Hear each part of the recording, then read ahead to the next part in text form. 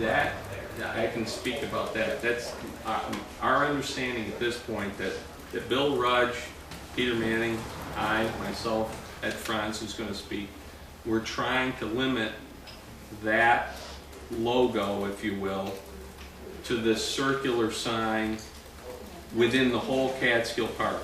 Well, hey, Mark, just to be clarified, Okay. because he's not in the park. Oh, town. We're not in the park yet. Yeah, Oh, okay. I believe the answer is, if your town officially adopts that as your symbol, Oh, yeah. then yes, you can incorporate that Right. into your street sign. Absolutely. All towns, Right. villages have that. That's already in the what they call the MUTCD that Mr. Silverman spoke about. That's in there right now. It has to be a certain size. It could be square, it could be round.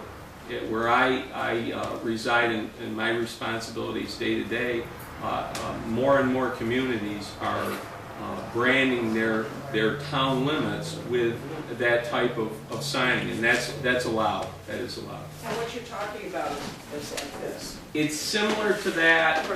That's similar to that, but if you've seen street signs, the street sign would have an extension. It's in there as an example that shows that. But if you're outside of the park, it's just an additional section on the street sign that comes at the beginning on the left-hand side of the name that would have a logo, and it could be in a lot of communities it's a fountain, it's a monument, it's a public building, something that everybody knows in that community. It can have multiple colors, but it can only be, depending on the height of the sign, it can only be as wide as it is tall, so it's a square. But some have circles, some have triangles. It's very unique, but you're allowed to do that outside of the Catskill Park as well as in. Okay, thank you. Yep. I understand that signs are grandfathered in, so if a sign is already on something that is going to be a byway, then it is grandfathered in and doesn't have to be changed, is that right? A billboard or outdoor advertising? I'm just asking about any sign. Well, if you're talking about a billboard, for example, something that's off-premise but that's on private property, because Route 28 is a primary route, it had to have conformed to New York State highway laws, which meant that to have outdoor advertising, it has to be registered with the Department of Transportation.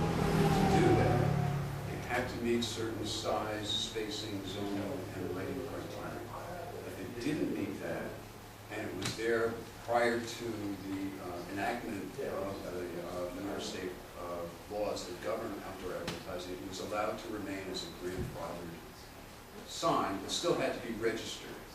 If it didn't meet those qualifications, it becomes an illegal sign and has to be removed. It should have been removed. But what I'm talking about is... So having a scenic byway doesn't change whether or not it's a registrable, allowable sign or not an allowable sign. If it wasn't allowed before... It's not allowed. When you say that Route 28 is a state route, I'm talking about Route 30. Is that also a state route? Mm-hmm. Yes, it is. Mm-hmm. So anything that's on Route 30 already would be okay because it would have had to have passed your standards. Route 30 is a state highway. Delaware County. So Delaware County is actually out of this region, but It's, if the sign was allowed to be there, it was there legally before, Yeah. it can remain. Thank you. and That's all I want. the other thing is, if it's registered with DOT, it has a plate on the side or the bottom of it that with a number on it, like a license plate, if you will, a small license plate, that indicates that it's a registered DOT sign. Yeah. Mm-hmm. Yeah, need some clarification, because I'm hearing two different dialogues going on in the room, and one of them is based on the signage for the scenic byway. It seems to be well thought out and controlled, so that there isn't a bombardment of too many signs that can never be read and people just drive by. And I understand, I think I understand that in terms of specific businesses, that it has to be, if it's off premise, it has to be at an intersection, and that there is a control in terms of how many names of businesses. So if there are too many businesses, there are more than 4, then you're allowed to use the logos, which would be directional. Am I correct so far? Mm-hmm. Okay? And so that totally makes sense to me. But then there's another conversation going on, which is also understandable, which I'm not clear on. And that was the conversation of, well, what if we just wanted to put a sign that's off premise, but it's not at an intersection that says motel up ahead? Because that is not something that is controlled by scenic byway, but that, if you're in Catskill Park, would be controlled by Catskill Park. It's controlled because New York's Code Route 28 is a primary route. Yes, And it's off-premise advertising. yes. Property has to be controlled to something that I have here, which is called the New York Code of Rules and Regulations, Part 150, which governs size, spacing, Correct. lighting, distance between signs on off-premise advertising on private property. And that really doesn't have anything to do with the scenic byway, am I correct? It doesn't, scenic byway doesn't change that. Correct, That exists right now. correct. on Scenic byway is about enhancing in terms of directing people, giving people direction, but it also is, it's created in a way where there is a control so that it's not about putting up 100 signs. Well, it's that, but it's more. It's that corridor where you have a scenic byway is to that particular route, and it's on a map, and it may be circular, it may be linear, that it enhances that corridor specifically because of its topic. Yeah. Historical significance, there's many reasons for that, but that is different a little bit than what we're going to talk about the Catskill Park sign. There are scenic byways outside of the Catskill Park that are also outside of the Adirondack Park.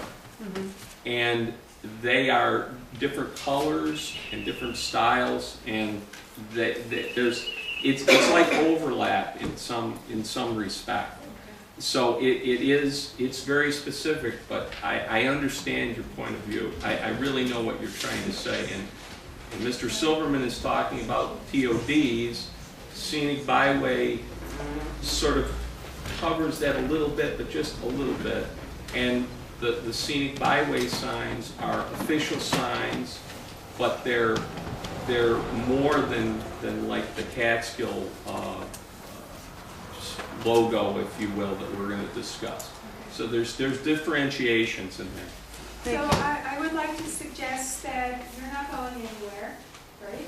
You're going to be here, please, a little bit longer, because we might have another question for you. But if we move on to the other presentations, it might make it a little bit easier to understand. So, all right, thank you very much.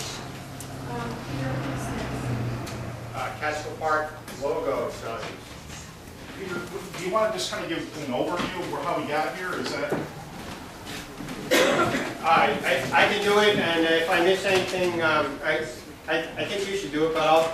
Well, no, I just want to make sure. I mean, is everybody familiar how we got to this point with the signage and the Catskills? I think a brief background that takes us from yellow and brown to white on brown with the logo is in order. All right, I'll just go a quick overview on Thank that. you. But essentially, there was a lot of dialogue, and maybe some of you in this room have been involved. I'm sure I know some of you have, but there was essentially we had a special situation in the Adirondacks and the Catskills for signage, and it started back in the 70s, before the Olympics. There was this move up front to kind of brand the Catskills and the Adirondacks. Well, we started the Adirondacks because we want to bring the Catskills along with us too. And this signage of brown and yellow became the standard for the Adirondacks and Catskills, but it was unique and nowhere allowed anywhere else in the country. But there was no real good guidance of how we got there, and through the new federal regulations, people started questioning how we got these unique standard, and people were questioning whether or not we could continue it. And everything we do is around federal funding and DOT.